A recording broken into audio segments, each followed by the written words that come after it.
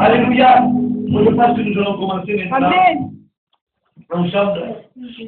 Parce que ce que je voudrais, lorsque je fais une réunion de sœurs, ce n'est pas une réunion, quoique la réunion de prière était principale. C'est le but. Mais la réunion de prière, vous pouvez prier chez vous. Mais quand je fais une réunion de prière, c'est pour l'instruction pour les sœurs. C'est que pour les sœurs qui informent selon la parole de Dieu. C'est important qu'une personne le sache. Parce que parfois on peut pécher involontairement, sans le savoir. C'est pour cela que nous avons la parole de Dieu, qui est pour nous ce code de la route auquel nous amène à Dieu. Amen. Alors j'aimerais apporter un sujet très court, mais le sujet que je voudrais amener, je voudrais qu'il soit bénéfique pour l'œuvre de Dieu. Amen.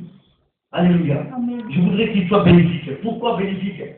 Parce que j'ai besoin d'apprendre, et non simplement d'apprendre à m'informer, mais j'ai besoin aussi de savoir, de connaître. Parce que parfois, on se place devant Dieu, tout en ayant cette richesse en nous, de savoir que le Christ est au milieu de nous. Mais parfois, il nous manque une étincelle, un petit détail, pour que notre vie, pour que notre cœur, pour que notre intelligence puisse faire un reflet aux choses de Dieu. Amen. Parce que la parole de Dieu est un miroir. Amen. Le but de Dieu, c'est le miroir, c'est le reflet. Alléluia. Amen. C'est ça la parole de Dieu. La parole de Dieu n'est pas là pour nous dire, voilà, tu es béni, viens à la réunion, tu vas prier pour toi, tu vas entendre le message, tu vas prier le Seigneur, ensuite tu vas sortir. C'est bien ça. Mais la parole de Dieu a un effet de reflet, c'est-à-dire qu'il va te faire voir la personnalité que tu es. Comprenez? Amen. Jésus dit là, si un homme se regarde dans un miroir et qu'il s'en va, et qu'il oublie ce qu'il était réellement dans son miroir, alors il va oublier des détails. Il va oublier qu'il est mal rasé, il va oublier qu'il est mal coiffé, il va oublier plein de choses qu'il pourrait faire à lui quelques défauts que lui-même ne se rend pas compte, mais que les gens du village, quand ils vont le croiser, se rendront compte. Ils diront, c'est que celui-là, c'est pas peigné. Voyez-vous, ce sont des détails.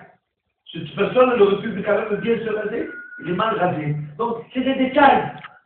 Mais après, la Bible dit ainsi, si tu te regardes devant le miroir de la parole de Dieu, amen, et que tu t'en vas aussitôt, et que tu as oublié de la manière que tu étais réellement, à quoi ça te sert la réunion? La réunion ne te sert à rien. Vous comprenez? Amen. Je vous dis une chose. Il y a des gens qui ont participé à la réunion et qui sont perdus à la réunion. Pourquoi? Parce que la réunion ne sauve pas. Celui qui sauve, c'est le Christ. Amen. Alors, l'intérêt de nous-mêmes, c'est que la parole de Dieu puisse faire un reflet, et à travers ce reflet, te faire reconnaître la personne que tu es réellement. Amen. Amen. Il y a des personnes qui savent comment ils sont. Mais il y a d'autres qui ne savent pas comment ils sont. Ils ne veulent pas le savoir même. Comment ils sont. Alors, il y avait deux groupes, autrefois en Afrique. Il y avait deux groupes qui se faisaient bataille, qui se battaient entre eux, et chacun se moquait d'eux. Alors, le groupe inverse se moquait du groupe, et notre groupe se moquait de notre groupe. Pourquoi? Parce qu'ils se moquaient d'eux en riant, en disant, qu'est-ce que vous êtes laid? Et les gens ne se rendaient pas compte.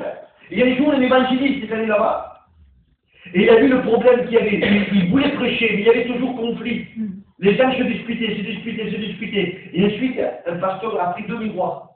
Et les a donné à chacun de vous. Il a dit maintenant, regardez-vous comment vous êtes. Ils ont compris qu'ils étaient les mêmes. C'était la même race.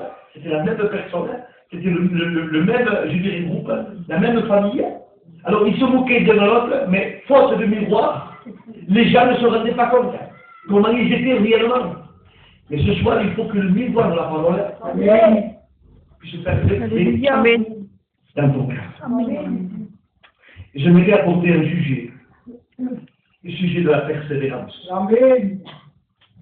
J'aimerais aborder un sujet, le sujet de la persévérance.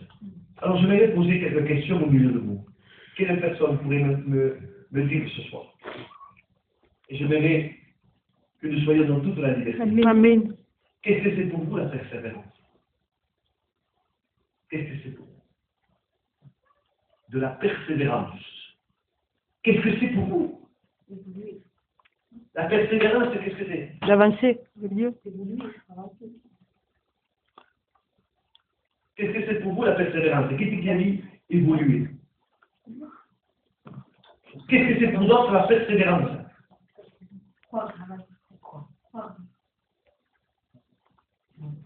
Et pour d'autres, qu'est-ce que c'est la persévérance? J'aimerais que chacun apporte son opinion, mais pas honte. Combattre, non? Combattre.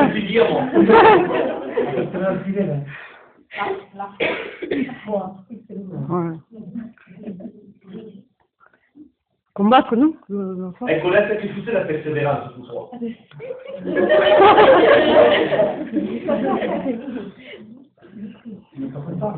Oui, le combat. Combattre, hein? Persévérer, c'est lutter. On avance. Il faut s'arrêter. C'est pas ça que c'est ça.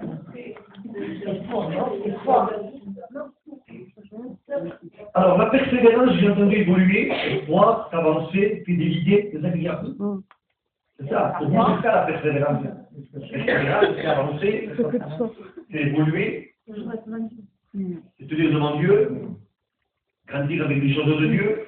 Pour vous, c'est ça la persévérance. Et je ne dis pas que c'est mauvais, mais la Bible dit pas ça. Voyez-vous?